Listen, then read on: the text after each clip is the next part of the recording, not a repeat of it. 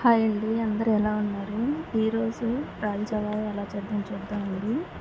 ఎండాకాలంలో రాగి జావ తాగితే చాలా చలవండి ఒంటికి. పిల్లలకు కూడా పెద్దవాళ్ళకి హెల్త్‌కి మంచిది. 4 స్పూన్లు వేసానండి నేను. 4 స్పూన్లు రాగి పిండికి 2 గ్లాసుల వాటర్ వేసానండి. 2 స్పూన్లకి గ్లాస్ వాటర్ అండి కొలత.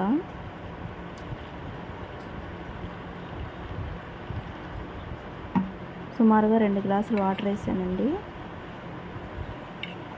స్టవ్ మీద పెట్టకుండా ముందే వాటర్ వేసి ఇలా కలుపుకోవాలండి, ఉండలు లేకుండా. స్టవ్ మీద పెట్టాక సాల్ట్ అండి చూసేసుకోవాలి, ఎక్కువ సాల్ట్ పట్టదండి. ముందే చూసి తక్కువగా వేసుకోండి, లేదంటే ఉప్పుగా అయిపోతుంది జావా. చూడండి, స్టవ్ మీద పెట్టాక ఇలా కలుపుతూనే ఉండాలండి, లేదంటే గడ్డలు కడుతుంది, అడుగంటుతుంది.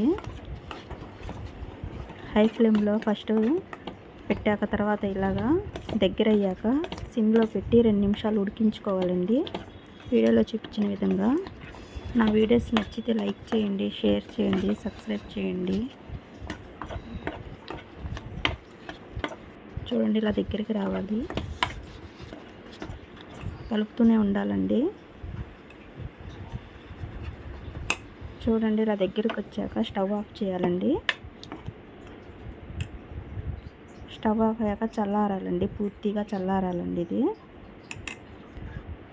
పూర్తిగా చల్లారైపోయాక నేను మిక్సీలో వేసానండి.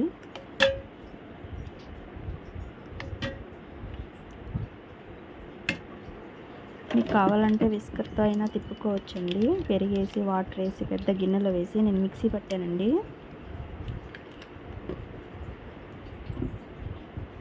ఒక కప్ అంత ఉంటుందండి పెరుగు. వాటర్ అండి మాకు ఎంత కావాలో దాన్ని బట్టి చూసేసుకోవాలండి. మిక్సీ ఎక్కువ పట్టన అవసరం లేదండి, జస్ట్ ఒక 5 సెకండ్స్ తిప్పితే చాలండి. చూడండి ఎంత బాగుందో. పిల్లలకి పెద్దవాళ్ళకి మార్నింగ్ తాగినా ఎప్పుడు తాగినా చాలా చలవండి ఒంటికి. థ్యాంక్స్ అండి.